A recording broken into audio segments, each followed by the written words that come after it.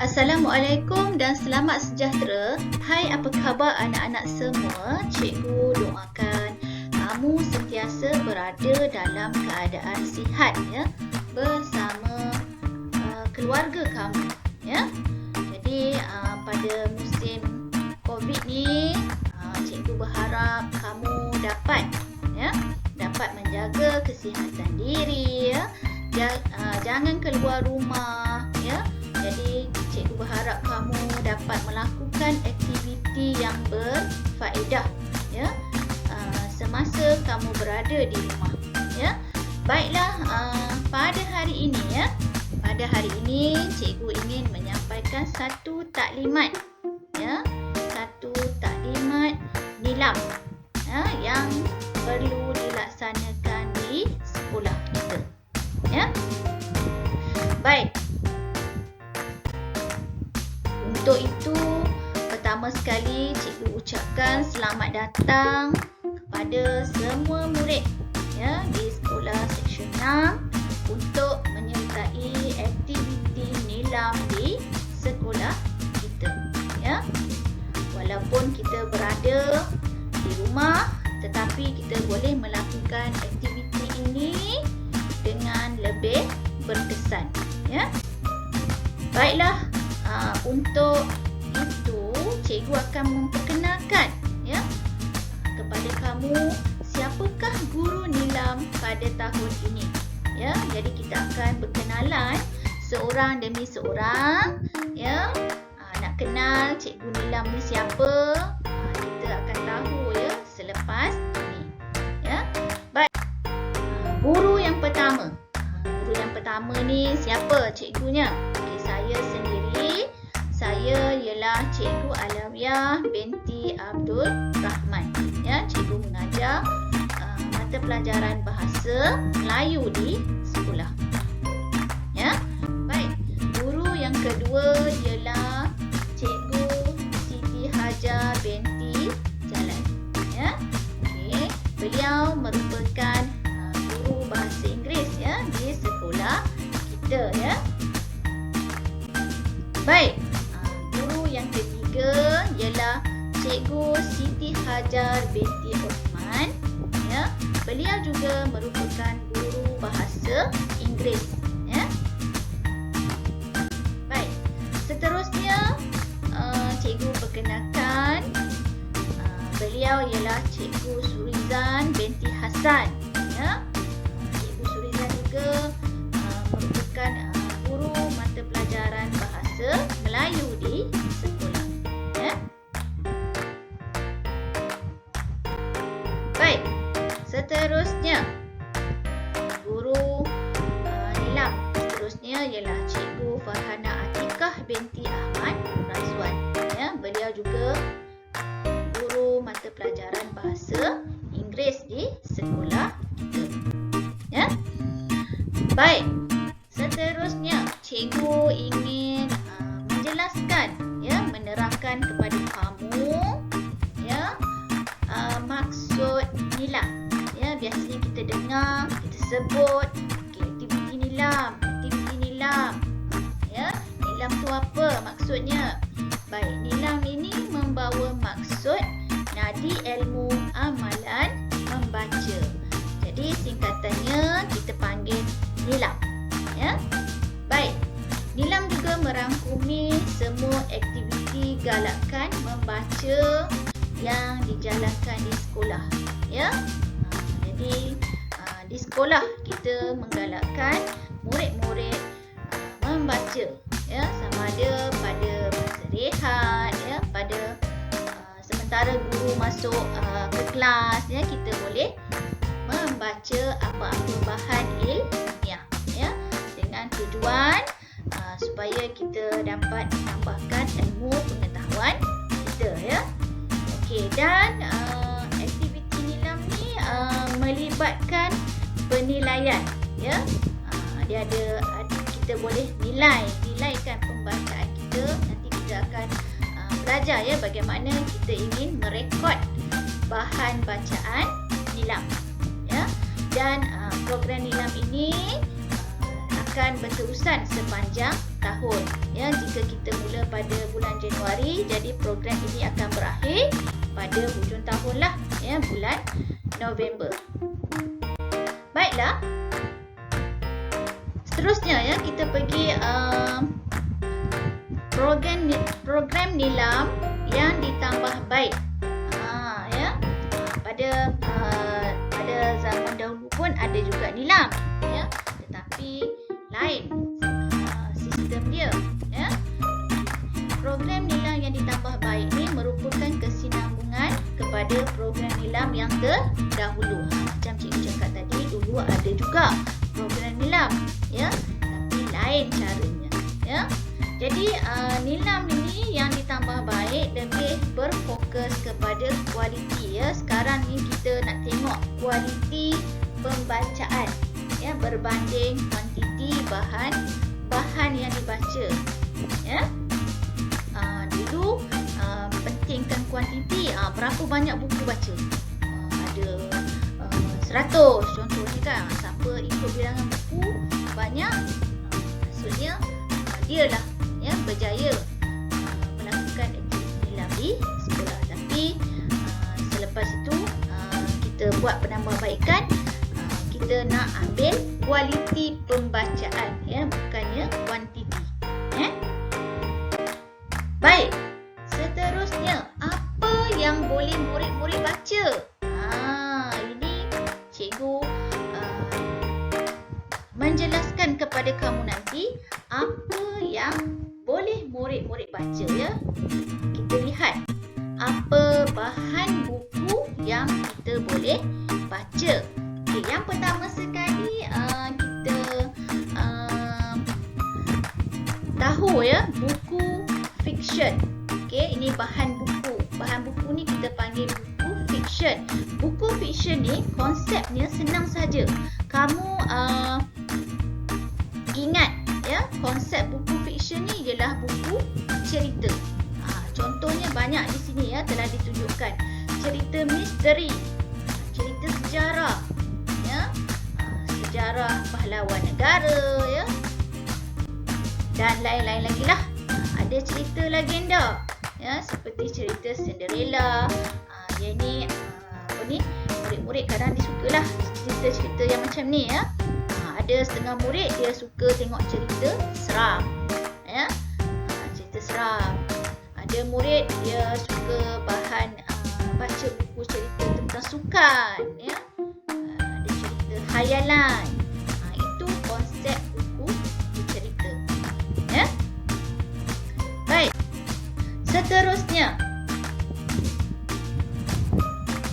ini pun kita panggil juga buku fiction, ya, buku cerita rakyat. Contoh Bawang Putih, Bawang Merah. Itu contoh cerita, ya, buku cerita yang biasa kita baca, ya. Ada lagi sekarang ni cikgu rasa ada banyak lagi, ya, bahan-bahan bacaan yang kita boleh gunakan, ya, untuk membaca. Baik. Kategori buku bukan fiction. Tadi buku fiction. Yang ini bukan fiction. Kalau bukan fiction, maksudnya kat sini, ya. Maksudnya kat sini bukan buku cerita lah, ya, bukan buku cerita. Kalau bukan buku cerita ni, ya, buku-buku ini berbentuk pengetahuan serta mengandungi fakta. Okay, contohnya rujukan, ya, rujukan A memberi maklumat umum. Contohnya kamu membaca ensiklopedia. Itu kita panggil bahan bukan fiction, ya. Baik. Baik, murid-murid boleh juga merekodkan. Maknanya selain daripada buku cerita, ya, bukan bukan cerita. Jadi kita boleh tengok di sini bahan bukan buku. Bahan bukan buku ni contohnya risalah, ya, risalah, buku teks, ya. Itu contoh bahan bukan buku, ya. Jadi kalau kita tengok, ya, contoh kalau macam majalah, ya, majalah yang sesuai untuk murid-murid di sekolah seperti majalah ASO, ya, majalah e-baca, ya, kita boleh melanggan, ya, majalah e-baca, ya, di mana majalah e-baca ni banyak, ya, maklumat penting yang murid sekolah rendah tahu, ya. Jadi kita boleh dapatkan majalah e-baca ni dekat mana? Dekat pusat Karangkra, ya. Ada di sana, ya. Baik. Okey, slide seterusnya, bahan bukan buku, tidak bercetak. Ini merupakan contohnya seperti bahan audio visual, ya, bahan komputer dan bahan visual bukan tayang, ya. Baik, murid-murid juga, ya, perlu tahu, ya, perlu tahu program Nilam ni dia ada sistem ganjaran, ya. Baik, kita nak tengok ganjarannya. Jadi konsep ganjarannya kat sini, murid yang banyak membaca dia akan mendapat banyak bintang lah, ya. Murid yang membaca akan dapat pengiktirafan banyak bintang, ya. Pengiktirafannya contohnya kat sini lah. Kalau paling banyak membaca, ya, 720 ke atas bahan yang dibaca, jadi murid ini akan mendapat 5 bintang, ya. Kalau aras sederhana mungkin murid dapat 3 bintang saja, ya. Jadi maknanya kita perlu banyak membaca, ya, kalau nak dapat bintang yang banyak lah, ya. Baik, jadi bagaimana murid-murid nak rekod apa yang telah dibaca? Baik. Macam mana kita nak rekod bahan bacaan kita? Ya, inilah cikgu akan maklumkan kepada kamu, ya, contoh macam mana kita nak rekodkan bahan bacaan kita, ya. Baik, pada tahun ini, ya, pada tahun ini Nilam ni, program Nilam ni yang dilaksanakan oleh KPM ni menggunakan sistem IQ Nilam, ya, sistem IQ Nilam, di mana murid merekodkan bahan bacaan secara online, ya, di atas talian, ya. Jadi bagaimana kita nak merekodnya? Langkah yang pertama, ya, dia ada bagi langkah kat sini. Jadi klik log masuk, ya, klik log masuk, pergi dekat Google. Okey, kamu klik log masuk, ya, di mana sistem IQ Nilam ni KPM telah selaraskan, ya, menggunakan kaedah D5, ya, kaedah D5, ya. Baik, itu langkah yang pertama. Baik, seterusnya langkah yang kedua, ya. Langkah yang kedua, jadi murid-murid masukkan email MOE. Jadi cikgu rasa semuanya dah ada email MOE sahaja yang dibenarkan masuk, ya, sebabnya sistem ini telah diselaraskan oleh KPM, ya. Ini langkah yang kedua, ya. Murid masuk email MOE dan murid perlu ingatlah apa password dan sebagainya, ya. Baik, langkah yang ketiga. Baik, di sinilah murid perlu rekod bacaan Nilam, ya. Apa bahan yang kita baca tadi, kita perlukan rekod di sini. Contohnya tajuk, ya. Judul tu maksudnya tajuk, ya. Dalam slide ni ada tunjukkan beberapa paparan maklumat utama, contohnya judul buku, ya. Jadi kena tahulah tajuk buku yang kita baca. Baik, kemudian bilangan muka surat, ya, tahun terbitan, ya, jenis buku fiction atau bukan fiction. Jadi kamu kena tahu. Tadi cikgu dah jelaskan, ya, yang mana buku fiction dan yang mana bahan bukan fiction. Itu kamu kena lengkapkan di sini, ya. Baik, langkah